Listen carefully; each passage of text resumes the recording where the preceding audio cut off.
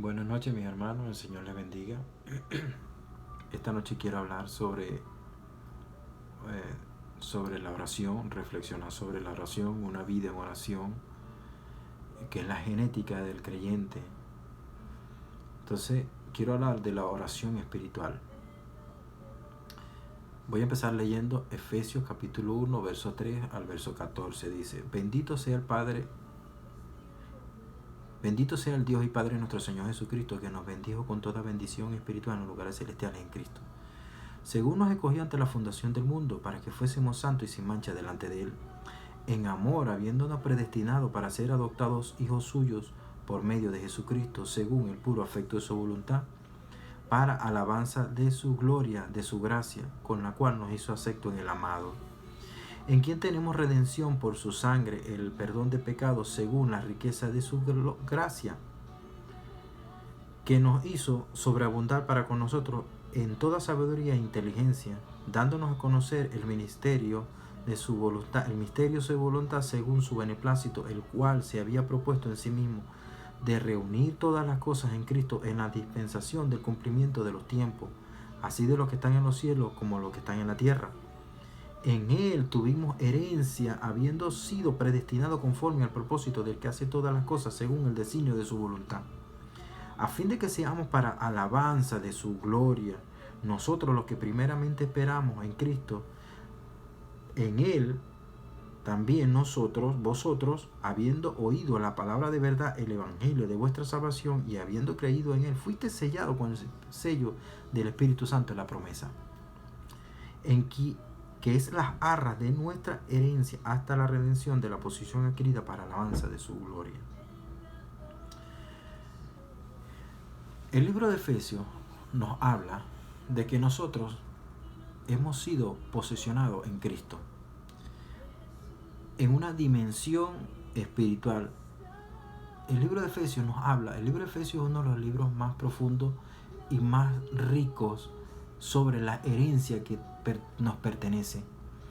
La herencia que tenemos en Cristo es la identidad del cristiano, es la vértebra del cristiano, es el libro de Efesios, es uno de los libros más profundos.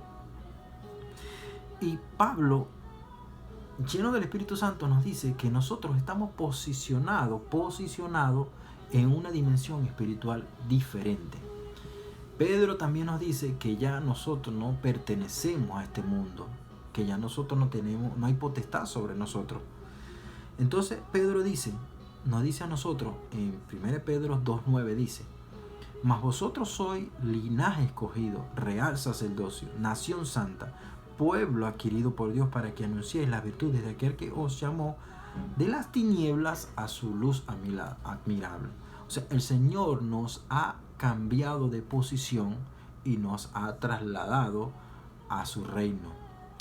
Colosenses 1:13 dice: el cual, o sea, hablando de Cristo, el cual nos ha librado de la potestad de las tinieblas y trasladado al reino de su Hijo amado. Pero aquí la palabra fundamental es el cual, hablando de Cristo, nos ha librado de la potestad. O sea, ¿qué significa potestad? De la autoridad de Satanás. La autoridad del mundo nos ha trasladado.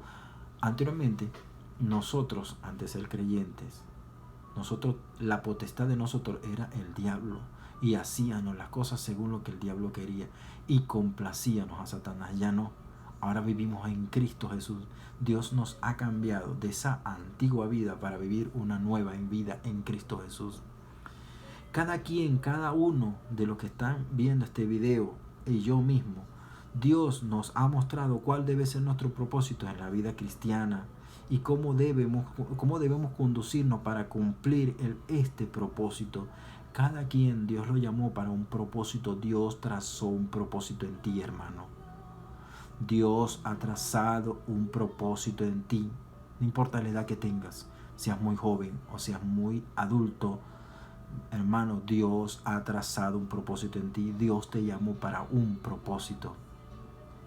Cuando Dios llamó a Moisés, Dios que quería que le sirvieran. ¿Y qué servir? ¿Cómo Dios establece todo el servicio del tabernáculo? Primero es todo oración, orando al Señor. Esa es la manera de servir al Señor. Eso es lo que Dios quería, que la iglesia sirviera al Señor en oración, que fueran al desierto a servirle. Dios los traslada de la potestad de las tinieblas. Yo le voy a leer de nuevo lo que dice Colosenses. Dios ha librado de la potestad de la tiniebla y trasladado al reino de su Hijo amado. Eso fue lo que hizo Dios con el pueblo de Israel. ¿Sabe cuántos dioses? Yo lo leí, yo lo estudié, yo lo investigué. ¿Sabe cuántos dioses adoraba Moisés antes que Dios lo llevara a servir en el desierto? 600 dioses, literal. Moisés era politeísta y panteísta. Moisés adoraba dioses hechos de mano y adoraba muchos dioses. Eso hacía Moisés. Y Dios lo traslada para que sea monoteísta, para que adore un solo Dios, al único Dios verdadero. Entonces Dios lo traslada para que lleve a liberar a su pueblo. Dios te quiere usar a ti para un propósito. Dios te llamó para un propósito. Entonces a Moisés en Éxodo capítulo 25 verso 40 se le dice: mira y hazlo conforme al modelo que te ha sido mostrado en el monte. Dios llamó a Moisés para que le muestre en el monte Sinaí, en el monte Oré, cómo debe ser el tabernáculo terrenal, que era a figura de las cosas celestiales. Moisés vio lo que era celestial y lo hizo tal cual como Dios le dijo en las cosas terrenales, con las cosas terrenales. Moisés, dice Hebreos 3.5, dice: Moisés a la verdad fue fiel en toda la casa de Dios, dice Hebreos 3.5. Y Hebreos 5.8 dice: las cuales sirven a lo que es la figura de las cosas celestiales, como se le advirtió a Moisés cuando iba a erigir el tabernáculo, diciéndole: mira, haz todas las cosas conforme el modelo que se te ha mostrado en el monte. El tabernáculo terrenal era una sombra de las realidades, de la realidad espiritual. El pueblo de Israel vio las maravillas y vio la réplica de las cosas que están en los cielos, porque todo el tabernáculo terrenal era una idea de la realidad del cielo. Dios amó tanto a Abraham, tanto a Isaac y tanto a Jacob, que les permitió tener una réplica de las cosas celestiales para el pueblo de Israel, y para que el pueblo de Israel tuviera una plena comunión con el Dios verdadero, con el Dios de sus padres. Dios mandó a que se hiciera un tabernáculo terrenal para tener una plena comunión con el pueblo a diario, porque a Abraham, a Isaac y a Jacob se le mostró en momentos determinados según su soberanía.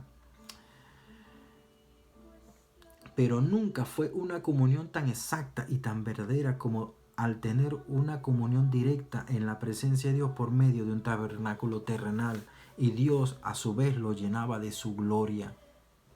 Dios respondía la oración del pueblo. Mira, hermano, la llave para entrar al velo, para entrar al santuario, para entrar donde estaban las tablas, donde estaba eran dos espacios del tabernáculo, y para entrar era oración, hermano.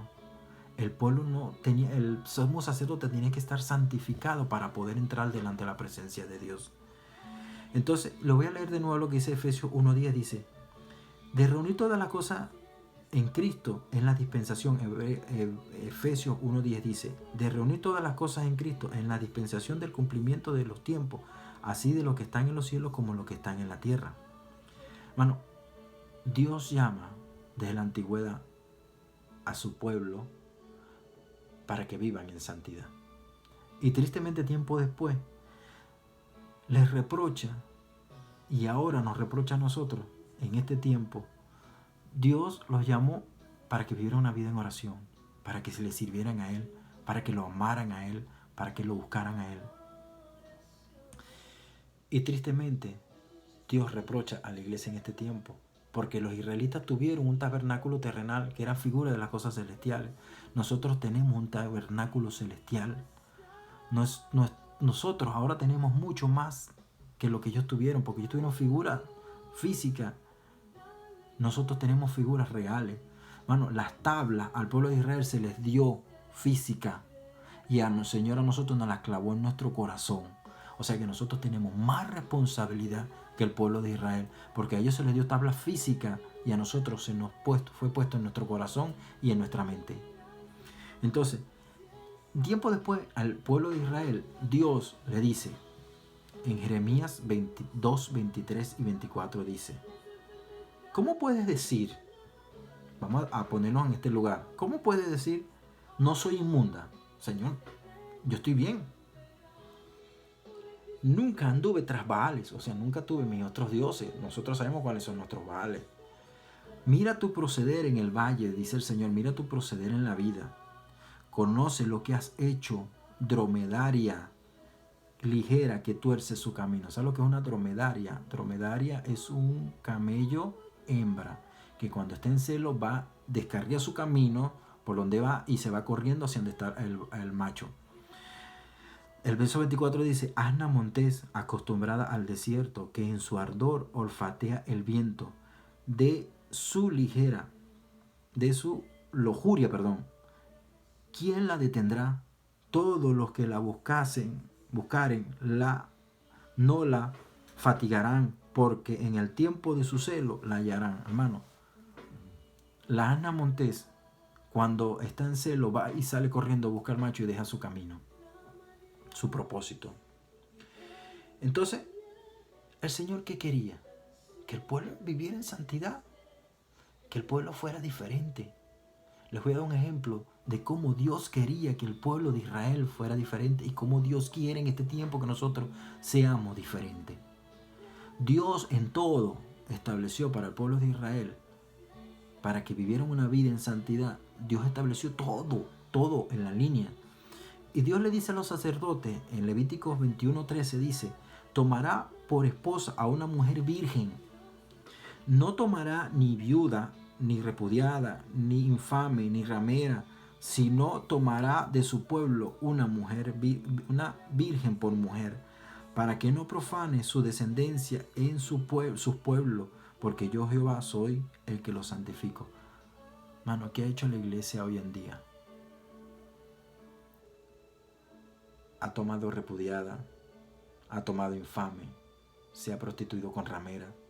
Mano, es triste. Yo sé que muchos no están de acuerdo con lo que les voy a decir con esto, pues. Yo sé que no estarán de acuerdo. Mano, pero hay iglesias que han dejado la oración. Han dejado esa verdadera, el paso de la oración, cómo debe ser glorificando al Padre primero. No, ahora declaran, decretan, yo sujeto, yo ato, yo hago esto. No, hermano. ¿Quién somos nosotros para decir que se va a hacer algo cuando Dios no lo ha determinado? Dios se ha molestado en estos tiempos porque la iglesia se ha prostituido. Hermano, y ahí tenemos. Nosotros no somos luz del mundo. No se supone que somos la luz del mundo. No se supone que la iglesia debe resplandecer y ver lo que está sucediendo en el mundo. Entonces, Dios llama a la iglesia a vivir una vida en santidad, en oración. En estos tiempos debe haber una vida en santidad. Debe haber un llamado, una vida de oración, hermano. Eso es lo que Dios quiere. Por esa razón Dios me ha exhortado, hermano. Dios me ha exhortado a esto, a esta enseñanza. Hermano, hace tiempo el Señor me llamó, me puso a preparar este mensaje. Yo lo preparé. Y el pastor me llamó y me dice que me va a dar una oportunidad para que predique hoy. Y yo dije, ahí está. Y voy a tratar de no torcer nada, sino voy a tratar de desarrollarlo todo como el Señor me lo dio. Hermano, Dios me ha exhortado a que debemos vivir debemos orar, vivir una vida en oración en nuestra iglesia, en nuestras familias, en nuestro trabajo. Es importante ir a la palabra y tener una vida diaria de dependencia al Señor en oración. El Señor dijo a sus discípulos y nos dice ahora mismo, yo soy la vid y vosotros los pámpanos, el que permanece en mí y yo en él lleva mucho fruto. Porque estando unidos a Él en oración es que podemos tener una vida abundante. Espiritualmente hablando, hermano. Estando unidos a Él, hermano. Es que podemos tener una vida abundante, hermano. Lo más precioso y lo más importante es tener una vida abundante espiritual en el Señor. Una vida de gozo en el Señor. No importa las circunstancias, no importa los conflictos, no importa lo que esté sucediendo. Eso es lo más importante, hermano. Tener una vida abundante, espiritual en el Señor. No existe otra manera para tener una vida en el Señor en abundante, sino permaneciendo en el Señor. Porque el Señor dice, sé porque separado de mí nada podéis hacer. Juan 15:7 dice, si permanecéis en mí y mis palabras permanecen en vosotros, pedid todo lo que queréis y os será hecho. En esto es glorificado mi Padre, que llevéis mucho fruto. Nuestra vida unida a Él en oración y en el pleno conocimiento de sano de su palabra es que podemos darle gloria. Nuestra vida en oración da gloria al Señor y Él a su vez nos glorifica a nosotros. ¿Qué más gloria ser hijo de Dios? Porque dice, y seráis así mis discípulos. ¿Qué más gloria que esa? Que ser hijos de Dios. Hay cristianos, hermano, que se avergüenzan. Se avergüenzan de ser hijos de Dios. Se avergüenzan de predicar su palabra. Nuestro motivo de oración debe ser genuino porque se está librando una guerra espiritual en contra de nosotros. Debe haber un propósito correcto y una actitud apropiada en la práctica de la vida de oración personal, en una vida familiar. Debe haber una oración sana, hermano, sana y pura delante del Señor.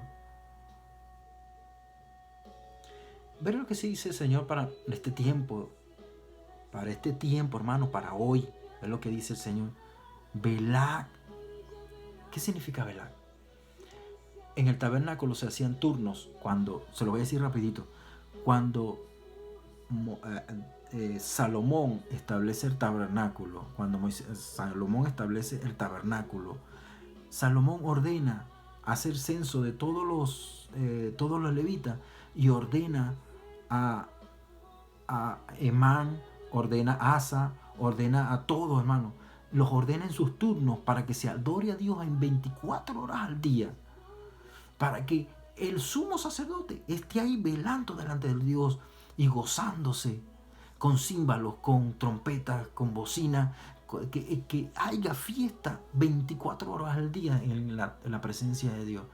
Que el sumo sacerdote estuviera allí velando, y el Señor nos dice ahora, velad pues en todo tiempo, orando, que seáis tenidos por dignos y de escapar de todas las cosas que vendrán y de estar en pie delante del Hijo del Hombre, hermano. Cuando el pueblo de Dios cuando el sumo sacerdote, el sacerdote estaba delante de la presencia del Señor, el pueblo tenía paz, el pueblo tenía gozo, el pueblo no tenía guerra cuando el sumo sacerdote estaba ministrando delante de la presencia del Señor, porque el Señor decía, y dice en Malaquía, de su boca saldrá la ley para mi pueblo, porque de su boca, hermano, dice así, de su boca el pueblo buscará la sabiduría, buscará el conocimiento, buscará la palabra. El sumo sacerdote tenía que estar delante de la presencia del Señor, y el Señor como sacerdote ahora nos llama sacerdote todo, nos dice, velad como los sacerdotes, pues en todo tiempo orando, que seáis tenidos por dignos de escapar de las cosas que vendrán y de estar de pie delante del Hijo del Hombre. Efesios 6:18 dice, orando en todo tiempo, con toda oración y súplica en el Espíritu, y velando con toda perseverancia y súplica, lo dice por segunda vez, por todos los santos, hermanos. Cuando la Biblia habla, o cuando el Señor dice 2 veces o 3 veces, porque cuando un hebreo escribía una cosa en un párrafo 2 veces, porque la cosa era seria. Por eso es que cuando el Señor habla, ¡ay! Es porque la cosa era seria cuando el Señor estuvo en la tierra. Entonces Pablo dice, orando en todo tiempo, con toda oración y súplica en el Espíritu, y velando en ello con toda perseverancia y súplica por todos los santos, orando con toda súplica en el Espíritu. Eso es lo que quiere el Señor.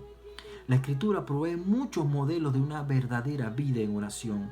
Uno de los mejores modos de aprender acerca de la oración es el modo de la vida de los personajes más importantes de la Escritura, como Moisés. Tenemos muchos ejemplos, hermanos. Moisés tuvo una vida intachable en oración. Nehemías, Hermano, Dios usa a Nehemías. No se trata de Nehemías, sino del hombre. No se trata de Nehemías. Escuchen esto. No se trata de Nehemías. Se trata del hombre que oraba. Dios usa al hombre que ora. Dios usa el hombre que ora. Hermano, escuche esto bien. Dios usa al hombre que ora. Dios usó a Esdras, porque Esdras era el hombre que oraba. Mira, hermano, Dios usa al hombre que ora. Pudo haber sido otro nombre, pero Dios usó a Nehemías para reconstruir el templo. Después de los 60 hasta 70 años tuvo el pueblo de Israel, tuvo el rey en el pueblo de Israel en Babilonia. Mano, Dios usó a Nehemías porque era el hombre que oraba, él era el hombre que se mantenía de pie delante del Señor. Mano, Dios te va a usar mientras te permanezcas en oración. En la iglesia donde yo me congrego en Avivamiento, yo veo hombres de Dios que permanecen en oración. Se nota, hermano, cuando hay hombres de Dios. Entonces Dios va a usar a hombres que oran. Dios usó a Nehemías como ejemplo, como modelo. Hermano, hay personajes en la Biblia que nosotros podemos seguir su ejemplo. Ahora, yo quiero hacer una pregunta. Bueno, no soy yo, es el Señor. El Señor me dio esta pregunta para nosotros, para todos nosotros. La pregunta es así. Si tuviéramos la oportunidad, esto se lo dice el Señor, si tuviéramos la oportunidad de escribir una carta o una epístola, como Pablo, como Pedro, ¿qué escribiríamos? ¿Qué compartiríamos a los demás sobre nuestra vida de oración? ¿Cómo podríamos edificar la vida de los que leyeran nuestras cartas? Como ellos lo hicieron y nos impactaron y todavía nos siguen impactando en este tiempo. Nosotros tenemos por lo menos algún recuerdo de alguien que nos haya dado el ejemplo de una vida en oración. Hermano, yo cuando era joven, éramos varios jóvenes y tuvimos maestros ancianos, que eso fue lo bueno. Yo todavía me acuerdo de eso, que en tiempos aquellos tan hermosos, que nos dieron ejemplos de una vida en oración, en el poder del Espíritu Santo. Hermano, nos dieron ejemplos. Y todos los cristianos, hermano, todos los jóvenes de aquel tiempo, hermano, todos están en el Señor, permanecen en el Señor y todavía todos, hermano, no hay uno que no esté en el Señor. Y fueron viejos que nos enseñaron. Entonces, aunque es muy cierto que nosotros no podemos en lo absoluto alcanzar la medida del ejemplo de los personajes bíblicos en su vida diaria y su dedicación y en la comunión con el Señor, tenemos sus modelos a seguir. El pueblo, la iglesia de Dios necesita aprender a orar. Nos falta tantas cosas necesarias para una vida en espiritual. Mira, hermano, nos hace falta tantas cosas para una vida en victoria espiritual que Dios proveerá gustosamente si viviéramos en Él, viviéramos en una vida en oración, si dedicáramos más tiempo a la oración. Hermano, se lo voy a decir así. Si dedicáramos más tiempo a la acción de la oración, en vez de nosotros poner nuestras manos para dedicarnos a las cosas, viéramos más la gloria de Dios y dedicáramos más la acción a la oración. Hay muchos ejemplos bíblicos, hermano, que no voy a ir ahorita porque son muchos, que Dios se movió cuando el pueblo oraba. Hay muchos ejemplos, hermano.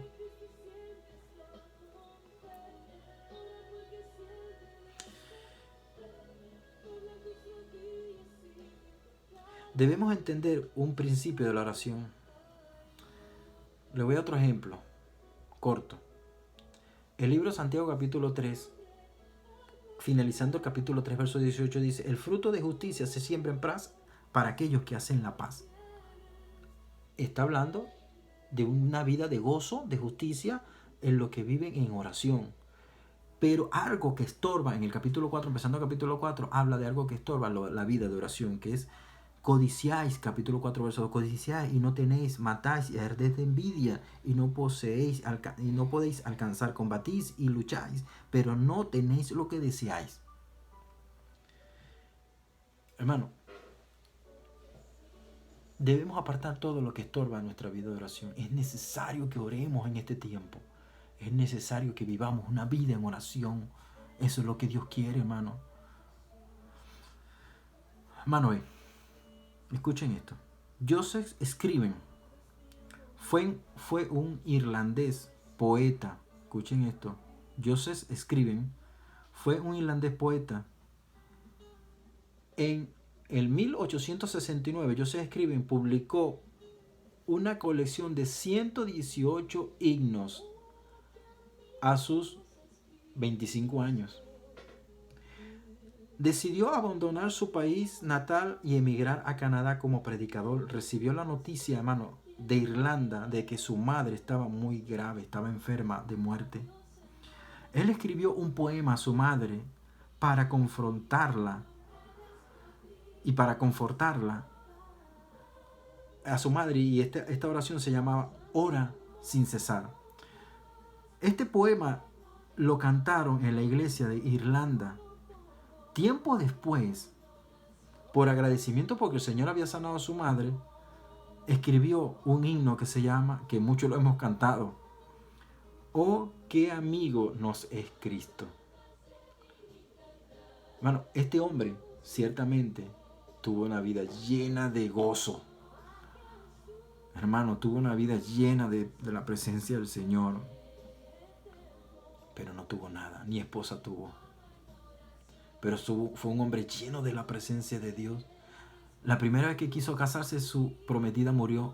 La segunda vez que quiso casarse, su prometida también murió. Pero ve lo que dice él en este himno, agradeciendo el favor por su madre. Dice, vive el hombre desprovisto de paz, gozo y santo amor. Esto es porque no llevamos todo a Dios en oración. Hermano, Dios en su muerte nos ha dado muchas cosas que todavía desconocemos. Les voy a dar un ejemplo y con esto finalizo. Una vez a mí me tocó ir para México, viajar para México, a la ciudad de Guadalajara. Presten atención a esto y con esto finalizo.